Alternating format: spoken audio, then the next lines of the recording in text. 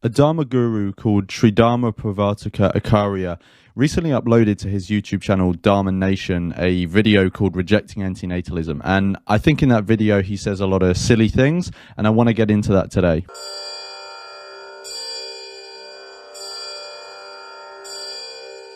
With antinatalism going rampant, how do you respond to people who say it is cruel to bring a child to the world because the world is full of evil and misery? Very nice. Let me answer that, actually, because indeed you do hear people say this once in a while. Oh yes, the world is such a bad place. I'm being merciful to my non-existent children by having them remain non-existent and not having children, etc. And no, this is, of course, we know, a defeatist attitude. The first thing I want to address is this whole idea of antinatalism being a defeatist attitude, which I think is a real mischaracterization of it. All antinatalists are saying are life contains a significant amount of suffering and ultimately death as well. And who am I, or anyone for that matter, to choose to impose that completely unnecessarily on someone else? And I want to give an analogy to maybe make it clearer what I'm saying. So imagine you have a child and you live near a crime-ridden area and you want to send them somewhere, but they don't need to go through that crime-ridden area, right? And you know that if they go through that crime-ridden area, they will probably get mugged or assaulted or something like that. Why would you, knowing that's a crime-ridden area, send them into that? Like, knowing those things can happen to them, knowing harm can and probably will come to them, when you literally don't have to do that. Like, you have the alternative of just not sending them into that area. Like, would someone call that a defeatist attitude? No, I don't think so. And I think it's the same with antinatalism. Just as someone can recognize that that crime-ridden area contains a lot of potential for harm, antinatalists are saying, well, life generally contains a lot of potential for harm and guaranteed death. And so it's not defeatist to just not want to put someone in that situation. There have always been times where, given a specific region, a specific nation, a specific continent, etc., various times in history, where there are terrible things that are happening. But the truth of the matter is, we know that also the opposite is the case, that happiness and distress come of their own accord, that there's just kind of this pendulum that takes place. There are times of great peace, there are times of great pain, etc. He then goes on to say about how, you know, there have been times in history or places where there's been really bad stuff happening, but there's also been places that have had really good stuff happening, which is true.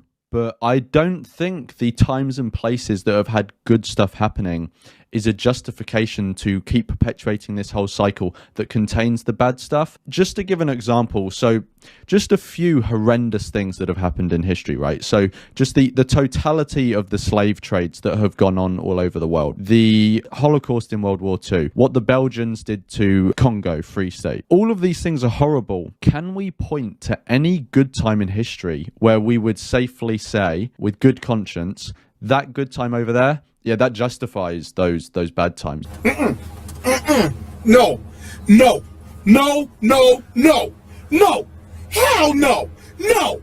And this is the important thing, is that the way that we deal with misery, with pain, with, let me see how you said it here. Yeah, evil and misery. The way that we deal with this is not allowing evil and misery to dictate our actions. You see, the people who wish to give up and say, oh yes, it's a world of evil and misery, therefore I'm not going to have children. First of all, you are allowing that evil and that misery to dictate your actions and what you're going to do. That's not good. It means you're surrendering to that evil and misery. You're allowing that evil and misery to become your master. Now, here he's talking about how, you know, antinatalism is allowing suffering, misery, this sort of stuff to dictate our actions. And we shouldn't be, I'm assuming he's saying we shouldn't be kowtowing to that. This is ludicrous. We very rationally allow suffering and misery to dictate our actions all the time. So if we know we could take an action that would impose suffering and misery on someone else, we don't do it, right? So this is one of the key reasons that people are, for example, vegan or don't engage in purchasing slaves, right? These are obvious things that would cause misery to others and maybe also to ourselves as well. And we allow the reality of that misery to dictate what we're going to do because we know that it's the ethical thing. So the idea that allowing misery to dictate your actions is somehow wrong is, quite frankly, 100% 100% insane. Now, one bit of nuance I do want to put here is that there are times in our lives and in general where suffering and misery could dictate our actions, but actually it's probably best if it didn't, because there are other factors at play. But just to say, like he's saying, that suffering and misery dictating your actions is somehow surrendering is ludicrous, like I said. On the contrary, what we wish to do is literally the opposite. We wish to rebel against evil and misery, against the Kali Yuga. And the way that we do that is by fostering in our actions the very opposite. You see, life is sattvic, life is dharmic, life is of the nature of God and the gods, life is good. This being the case, even if we're living in a world of darkness, one of the best ways, actually, interestingly, that we can fight against the darkness is indeed, to indeed bring children into this world. You heard it here first. If there are dark times and awful things going on, have kids. But that's not enough. Animals bring children into the world. It's not enough merely to bring children into the world, but more importantly is B, this second component, and that is the way that we fight against the evil of this world is we bring children in this world and we raise them to be warriors against evil. I'm getting major edgelord vibes from this guy now. So raising people to be warriors against darkness. I mean, this guy is like an extra out of Lord of the Rings.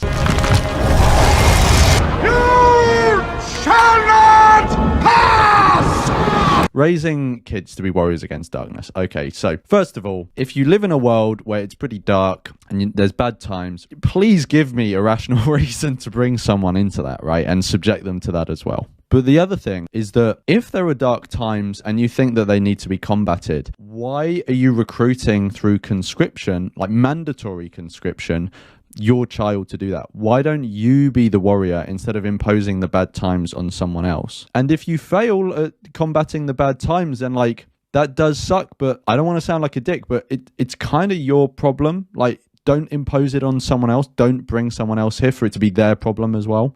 We raise them to be good. We raise our children to be righteous, to be ethical, to be moral. We raise our children to be children of light within this realm of darkness in such a way that by our having children, we have created in a way almost weapons against the evil of this world. And now he's talking about like raising children of light. So he's characterizing darkness as like this evil thing and it's a really bad problem for people and stuff like that, which it is, right? But the only reason darkness is a bad thing and that it needs light to displace it is because there are people to suffer from the darkness. What is the simplest, most logical way to dispel darkness having a negative impact on people? Just stop creating people and putting them in darkness's way. Because if you keep creating people, like, sure, you may have this sort of warrior attitude, like they're going to be like shining beacons of light and they're going to cast away the darkness or whatever. But one, they may not do that. And two, even if they do, the darkness may come back. And so you're just creating more victims for the darkness. What is the guaranteed way to never have to deal with darkness again? Just don't create people. Don't create people that have to suffer from the darkness. And thinking in this positive way, and again, having this philosophy of child rearing. And one quick thing I want to note on here is he says, think in this positive way. And I see this as sort of like toxic optimism. Like, it's good to generally be, once you exist, it's probably good to be generally optimistic. You know, it's probably better for your mental health. It may mean that you have a more can-do attitude and you can help others because of that. But when it spills over into toxic optimism is when your optimism makes you blind to obvious ways of avoiding suffering. And having too much of an optimistic view of life can make you more likely to bring someone into that life and impose suffering and death on them when you literally didn't have to. It's with this idea that I'm not only going to have children, but I am going to be such an exceptional dharmic parent that I'm going to raise these precious, beautiful children to be the very opposite of the darkness that is in this world. So my children will be lights in this world to give hope to others. If you want to create lights to dispel darkness, there are millions of people around the world, maybe even billions, that are not able to fulfill their potential in what they want to do, but also in their capacity to help others as well. And so if you want to create lights in the world, it seems like there are loads of people that are these potential lights already. You don't need to create someone and then work on trying to make them a light. There are so many potential lights already that you can put your effort into, and you can be the spark that turns them into a light to dispel that darkness, if that's the way you want to see it. What I would say to you is, no, do the opposite. Bring children into this world and raise them to be children of God in this world, such that they can help others and save others. Who is to know whose child is destined to actually save this world? It might be yours. That's right. It might be your child, specifically you watching this video now. If you have a kid, it might be your child that saves the world. I am the Messiah! He is the Messiah! Your child definitely will not be forgotten in the depths of time and become irrelevant in a decade or two after they died, like 99.99999% of people. That won't happen to your kid. That definitely won't happen. Your kid will solve cancer, will bring about world peace, and will dispel darkness. Let me know what you thought. What are you doing to dispel darkness? And I'll see you in the next one.